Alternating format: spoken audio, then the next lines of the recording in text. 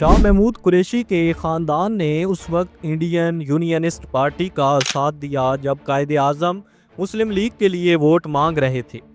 شاہ محمود قریشی نے سکھوں کے خلاف انگریزوں کی اس وقت مدد کی جب سکھ برٹش راج کو ہندوستان سے ختم کر دینا چاہتے تھے۔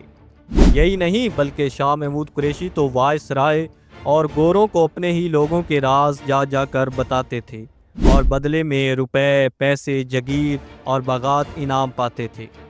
لیکن پھر وقت بدلا اور پاکستان بن گیا تو آج اسی شاہ محمود قریشی کی آل اولاد اس ملک پر حکومت کر رہے ہیں۔ رکیے، ہم غلط کہہ نہیں رہے بلکہ آپ غلط سمجھ رہے ہیں، کیونکہ یہ آج کے شاہ محمود قریشی کی بات نہیں ہو رہی بلکہ ان کے خاندان کے ایک سربراہ شاہ محمود قریشی اول کی داستان ہے۔ یہ خاندان نہ صرف قریشی اور سہروردی ہے بلکہ حضرت بہاؤالدین ذکریہ رحمۃ اللہ علیہ اور حضرت شاہ رکن عالم رحمۃ اللہ علیہ کا گدی نشین بھی۔ لیکن سوال یہ ہے کہ اس گدی کا تقاضا کیا ہے؟ آج کا شاہ محمود قریشی کون ہے؟ پیپلز پارٹی، PMLN اور پھر PTI۔ گھاٹ گھاٹ کا پانی پینے والا یہ شخص آج جیل میں بند کیوں ہے؟ اسے پیپلز پارٹی چھوڑنے کی سزا ملی یا ریمنڈ ڈیوس کیس میں حکومت کا ساتھی نہ بننے کی؟ نواز شریف کا ساتھ چھوڑنے پر آج وہ قید میں ہے یا عمران خان کا ساتھی بننے پر 2 گز کی کوٹری میں رہنے پر مجبور ہے؟ یہ سب اور بہت کچھ آئیے جان سکیں گے امپائر آف سٹوری کی اس نئی ویڈیو میں۔ دوستو، شاہ محمود قریشی 22 جون 1956 کو سرزمین اولیاء ملتان میں پیدا ہوئے۔ انہوں نے ایچیسن کالج سے پڑھا اور فارمن کرسچین کالج سے بیچلر اور پھر کیمبرج سے ماسٹرز بھی کیا۔ شاہ محمود حسین قریشی سہروردی نہ تو اپنے خاندان کے پہلے شاہ محمود ہیں، نہ ہی اپنے خاندان میں اعلیٰ عہدے تک پہنچنے والے پہلے فرد۔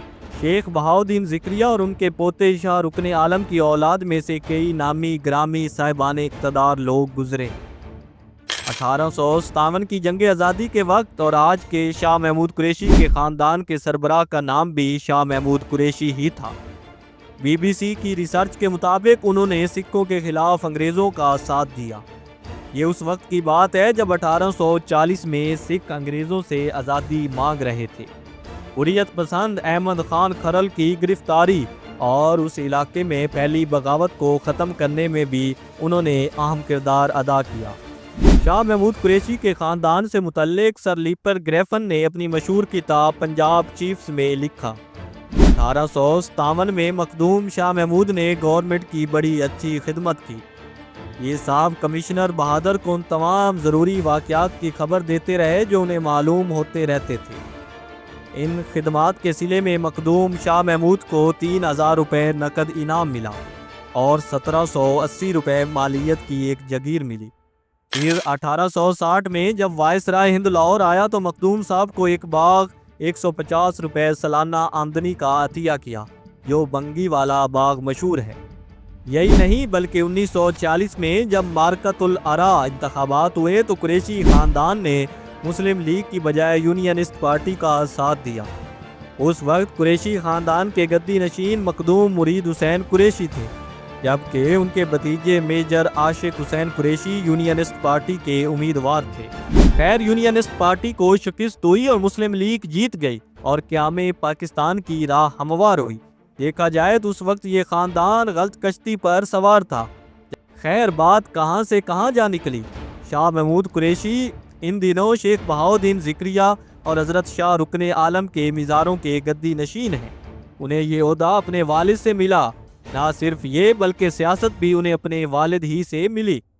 پاکستانی سیاست میں گدی کا اثر بہت گہرا ہے۔ یہاں پاکستان کی کل آبادی میں گدی نشین تو صرف 1% ہیں، لیکن انہی 1% لوگوں کی تعداد اسمبلی میں 11% ہے۔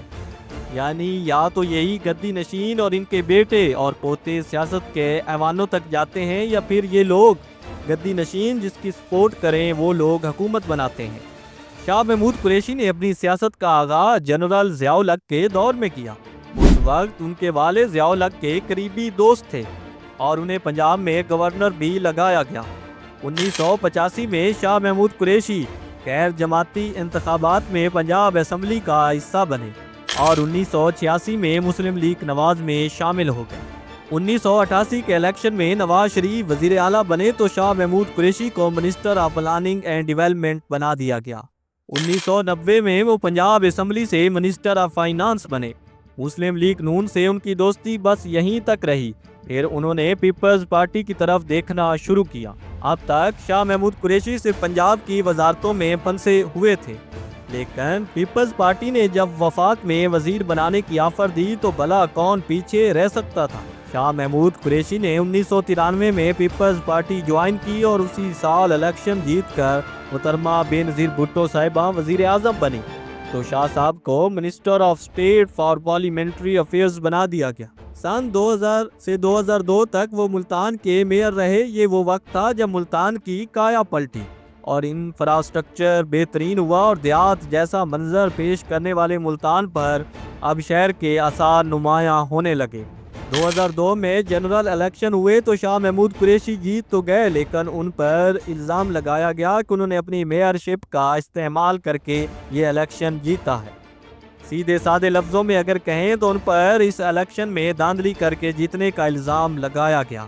2010 میں جب امریکن میں کلنٹن گورنمنٹ تھی تب شاہ محمود قریشی وزیر اعظم بننے کے مضبوط ترین امیدوار تھے، لیکن ایک نیام میں دو تلواریں نہیں رہ سکتی، اس لیے اس گدی نشین کو منسٹر آف فارن افیئرز جبکہ دوسرے گدی نشین یوسف رضا گیلانی کو وزیر اعظم بنا دیا گیا۔ ایک بات بتائیے آپ کو، سندھ کے بعد پنجاب میں اگر کہیں پیپلز پارٹی کی جڑیں مضبوط ہیں تو وہ صرف شہر ملتان میں ہیں۔ اس کی وجہ صرف یہ ہے کہ پیپلز پارٹی نے وہاں پہلے گدی نشین شاہ محمود قریشی کو اپنے ساتھ شامل کیا اور جب شاہ محمود قریشی نہ رہے تو یوسف رضا گیلانی ان کے ساتھی بنے رہے۔ فروری 2011 میں جب ریمنڈ ڈیوس کا کیس زور پکڑ گیا اور عوام کی طرف حکومت پر دباؤ آیا تو شاہ محمود قریشی نے وزیر خارجہ کے عہدے سے ریزائن کر دیا۔ کہا جاتا ہے کہ اس کیس پر ان کی حکومت سے شدید اختلاف تھے۔ بہرحال یہ کیس تھا کیا اور اس میں حکومت یا شاہ محمود قریشی کا کردار کیا تھا، اس پر ہم پھر کبھی بات کریں گے۔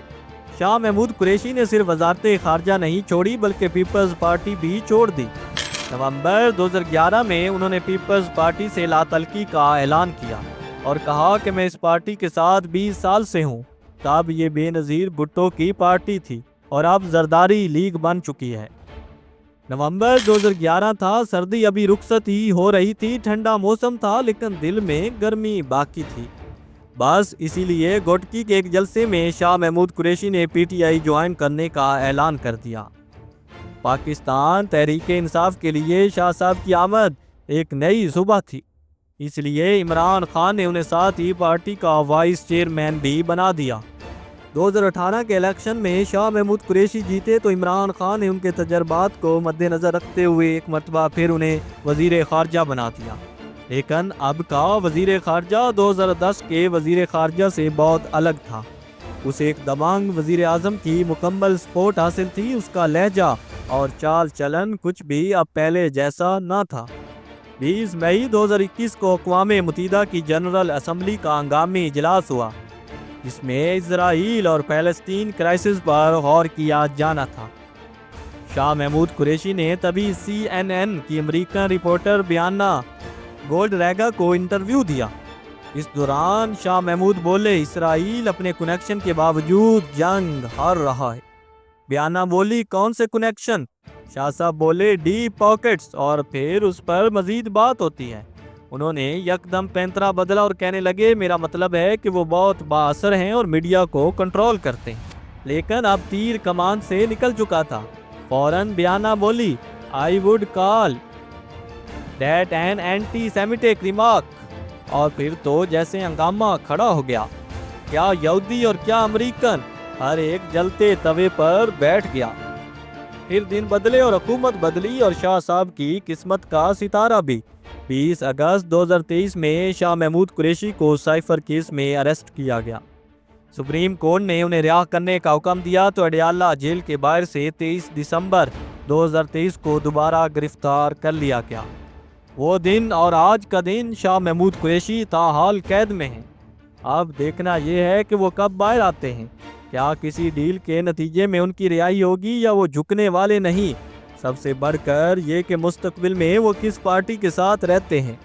ان سب سوالات کے جوابات جاننے کے لیے ہماری آنے والی نئی ویڈیوز دیکھتے رہیے۔ مجھے دیجیے اجازت، اللہ حافظ۔